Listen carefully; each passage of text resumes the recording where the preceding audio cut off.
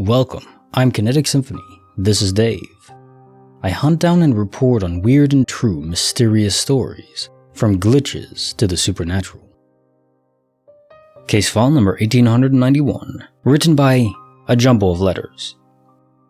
Voices in the woods, monks in dark hoods. I was about 12 and I was away at camp. A nice summer evening. Dusk was well on its way to dark, and I went to the toilet block to brush my teeth. When I came out, there was a springer sniffing around the base of a tree. It was strange because there wasn't a dog on the site. I thought maybe one of the leaders had arrived late and brought the dog from home. It was maybe 10 meters away from me. I watched it for a bit, waiting for another kid or adult to turn up so I could show them the dog. No one came by, and the dog just sort of sniffed its way across the open field, away from the huts and tents. It didn't feel late, and I knew there were adults nearby, so I followed the dog. It went into the forest path. The trees were yew trees and all bent and gnarly. After following the dog for only a short time, I started to realize I'd probably screwed up for wandering away. The grown-ups were always telling us not to wander off, and I thought I was too smart to just amble off into the woods at night, but here I was. The trees started to look like specters, and I was trying to decide between running back and just screaming until someone found me. Seems like an overreaction 30 years later. But at that moment, I was freaking out that I was lost in the woods. Just then, the dog goes, woof! A low breathy noise that came from the chest. Just a single noise, and then the air went still again. The dog stood on the path ahead of me, maybe 10 feet in front. Its body stiff, like when they spot a bird. My heart was booming in my ears. My fight or flight reaction failed, as I just stood there, unable to do anything. On the path ahead of the dog emerged a figure, dressed in a robe like a priest's vestment. It walked towards the dog. Behind the figure were more people dressed the same, like 3 or 4 more. The dog woofed again, and the man looked up. "Ah, Nenny, there you are," he said to the dog, and it wagged its tail. I genuinely think that these people were going to murder me. My arms were all fuzzy with pins and needles, and I couldn't stop swallowing. I must have gulped loudly because the man walked towards the dog with his arm out to stroke it, and then he stopped and looked up at me. It was dark, but I saw him pretty well. He was middle-aged. At the time I thought old, but I was young and everyone over 30 seemed old. Maybe 50. Graying hair, glasses. He was average build and maybe just over 6 foot tall. He said, "Nenny, you've brought a friend." I freaking legged it. I ran through the woods and back to camp. I thought that I was lost in the middle of the woods, but I was back at camp in no time. I started shouting when I was back in the field. "There's monks in the woods! Monks in the woods!" The leaders came out and loads of the other kids. I told them what was happening and they all grabbed flashlights and took me back into the woods. Now that I'm an adult, I think that making me go back was the wrong choice, but the leaders were only teens themselves. When we got back to the place where they'd been, they were gone. They sent out search parties, but no one found anything. I had to sleep in the hut that night, and I still didn't sleep very well. The next day, there were more searches and the police were consulted. The good thing was that I was believed and they took it seriously, but they never found any monks or a dog called Nenny. People did try and tell me I must have misheard the name for Jenny or Nanny or something, as Nenny isn't a name, but it was Nenny. I moved across the country now. A few years ago, I rescued a springer.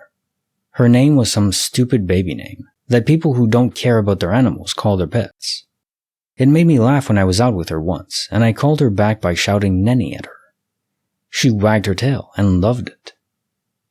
I had told my wife the monk story years before, and she found it funny when I told her I'd started calling the dog Nenny too. My sister sent me a picture that she'd taken, the way siblings do it, had the caption, I can't believe how old you have let yourself get. It had been taken at a barbecue a few weeks before, pre-pandemic. I stared at the picture for so long. It was me. But I'd grown up to be the monk in the woods. Caisson se fait 1891. Voices in the woods. Monks in dark hoods. What a phenomenal story and perspective to realize you saw yourself in the past as you would be in the future. And you even saw Nenny, this weird, strange dog. But it's a time paradox because you only started to call her Nenny because of what you saw in the past of your future. A time loop. Now I do believe that reality can be buffered. So we're experiencing a form of playback, like rewinding a tape or playing a video game replay and starting from a certain point. Our perception is that we control things now, but maybe we don't. Now, this would not explain the time loop, the causality loop of naming the dog purely because of what you saw it was before, but then you wouldn't have named her that in the future. Or maybe there's some other catalyst that explains why the dog was named Nenny. And you would have named her anyways, even if you hadn't seen yourself in that forest.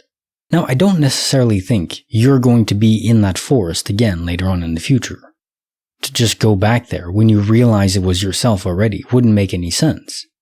It's almost like not seeing buffered reality ahead of time, but just the imprint of it. Just yourself. But you aren't necessarily going to be in that forest later on. Still, I'm just trying to imagine how bizarre it would be to have seen yourself in the past as a kid in how you're going to be later on in the future. I don't think I would want to know. Would you? Case file number 1892, written by No Matter 1071. In the peaceful garden, spirits walk. An elderly couple's silent talk. While walking through International Peace Gardens in Glendale, Utah, I noticed an elderly couple sitting on a bench facing away from me. As I walked around, I saw the sweet little lady get up and walk around some bushes by the path I was on. She passed me and said, "Hi." I said, "Hello," back. As I walked around the bushes, the little old Hispanic man was still talking. He looked up at me and kind of giggled and said he was just talking to his wife. I replied, "Well, she just left to go to your car or something." I thought it was funny.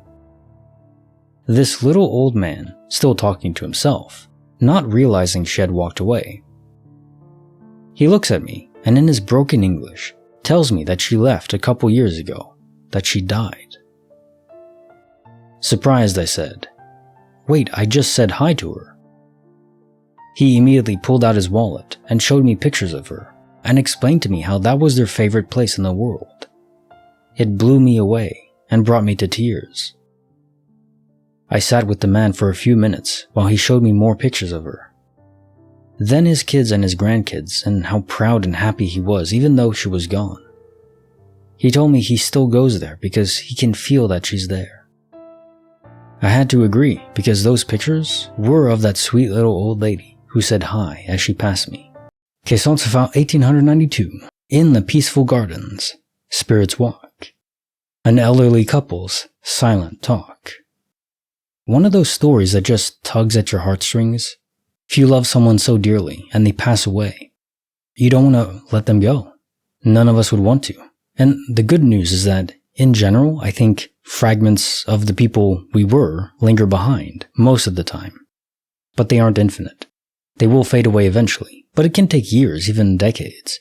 So given that, I think you'll find that she'll keep saying hello many times over if you visit that spot again. And I'm sure the husband is going to be there time and time again. I wonder if he really even realizes that it's just a ghost. On a conscious level, he would, but maybe subconsciously he's trying to suppress it. He doesn't want to accept that she's gone, at least from this universe. Now time for the joke of the day. Me to my daughter. "I know everything." "Daughter? Oh yeah? Prove it." "I will later." Daughter. Later on. "Daughter.